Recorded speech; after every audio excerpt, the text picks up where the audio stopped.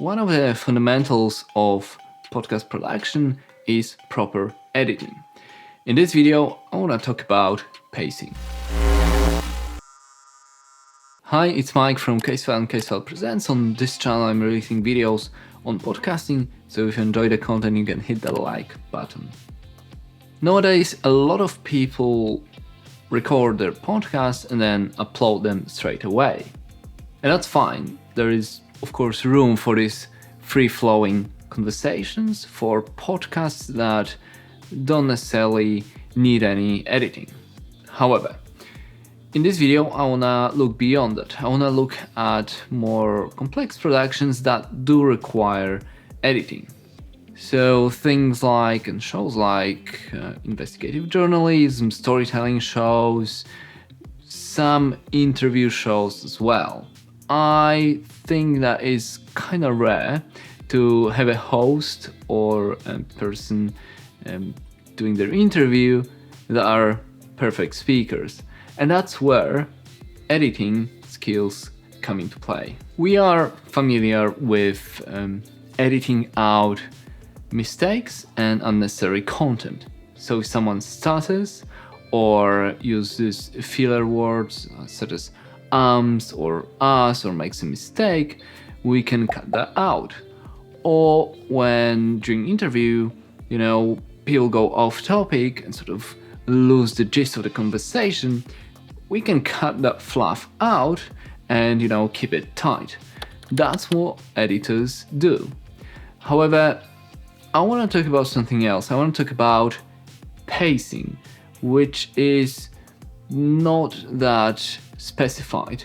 It's more of an art than science. It's all about the feel, it's all about the emotion. And that's where pacing comes in. Pacing, in my opinion, is everything.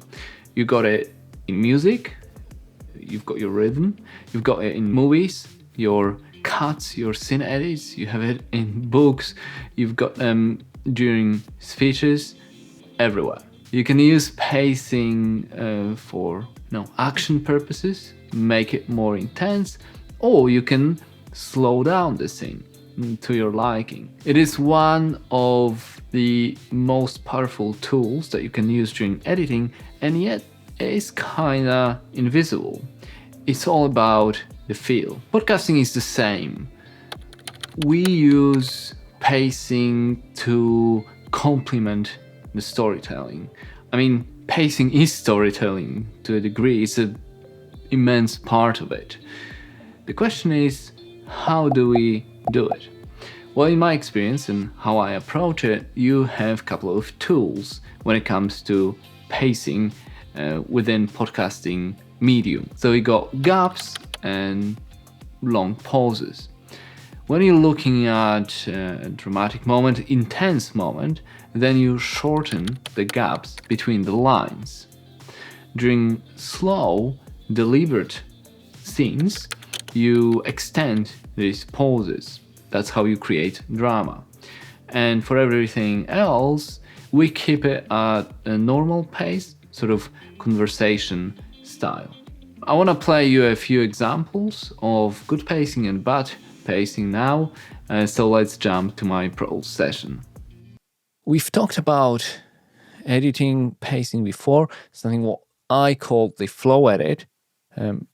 More people know as pacing, and in this example I want to show you bad pacing and good pacing on two different projects, CaseFile and Pseudosite, which was the latest CaseFile Presents show. We are in the CaseFile session that I prepped for you, and I got bad pacing and good pacing. And I want you to have a listen to about a minute of each and to see what difference good pacing really, really makes when it comes to editing audio, podcasts, movies, anything really. But, we were talking about podcasts, we were talking about dialogue. Some narrators have that natural pacing.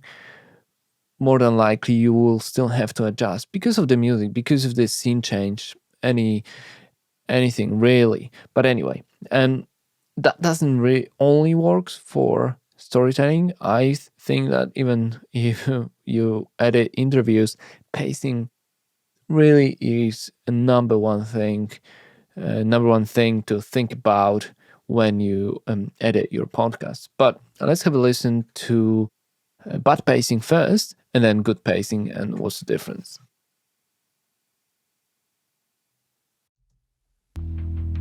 Next, police threw flash grenades to stun the felons with blinding flashes of light. The BMW came to a complete stop. Inside, Rosner and Dugovsky began shouting. Silka appeared to sense that something awful was about to happen. Her voice was gripped with fear as she screamed at her friend. "Jump out, Enos. Jump." Enos scrambled to find the handle on the car. As you can hear, it's very slow. The pauses between each line are too long, something's happening, something dramatic is happening, the music is, rhythmic, and yet the narration is very slow. There is no urgency in it. Let's now have a listen to the actual episode, because the bad pacing bit I prepared, but that's the final that I've actually prepped and released. So that's on the final episode, what we're gonna listen to now. So that's good pacing now. Next, police threw flash grenades to stun the felons with blinding flashes of light. The BMW came to a complete stop. Inside, Rosner and Dugovsky began shouting. Silka appeared to sense that something awful was about to happen. Her voice was gripped with fear as she screamed at her friend. "Jump out, Enos. Jump." Enos scrambled to find the handle on the car door nearest to her and yanked it open. She leapt out, then scurried to a nearby ditch and clambered inside. So even though the narrator, he's not the fastest speaker in the world, that pacing just adds the urgency to the whole scene. And so we're looking at cutting the pauses and fitting the music a little bit better. There's another session I want to show you, and that will be Pseudoside. In Pseudoside, we had two narrators and a bunch of other dialogue tracks, and I just want to play you a short snippet from the actual episode 4, I think.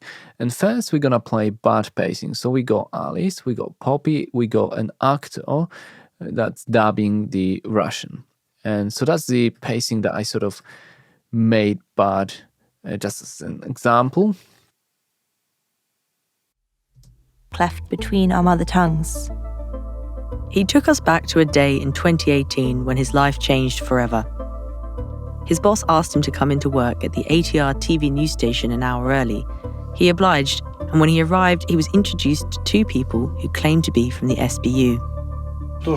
And then everything is like in the movies. The SBU agents then set out what they knew so far. They start laying out sheets of paper one by one in front of me. All this is happening. So it's not bad, but it's kind of slow.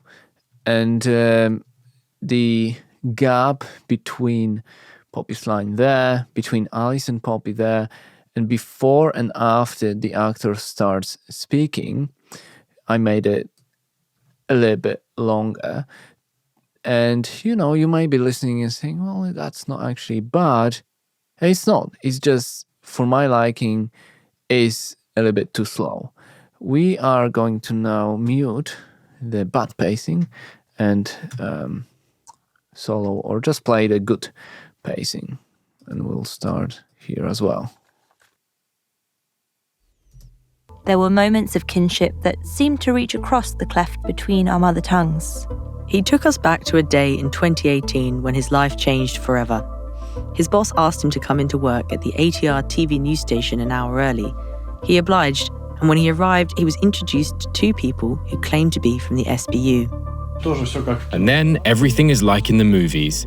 The SBU agents then set out what they knew so far. They start laying out sheets of paper. So, the pacing's faster, there is no urgency, but the story just keeps moving. You are more likely to listen to it just to make sure that you're getting all the info, rather when it's kind of drawn out, when it's slower, you may be, start thinking about something else, and then you find yourself that you're not listening anymore.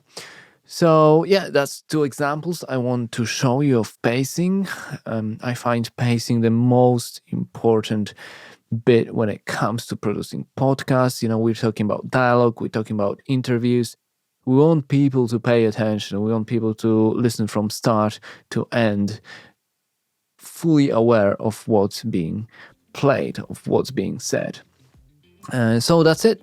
Thanks for watching to these and listening to these examples. The question is, how do you learn it? Well, I wish I had better answer for that. The more you do it, the better you'll get at it. Not only that, you've got to expose yourself to different mediums, to different kind of content, and pay attention to pacing.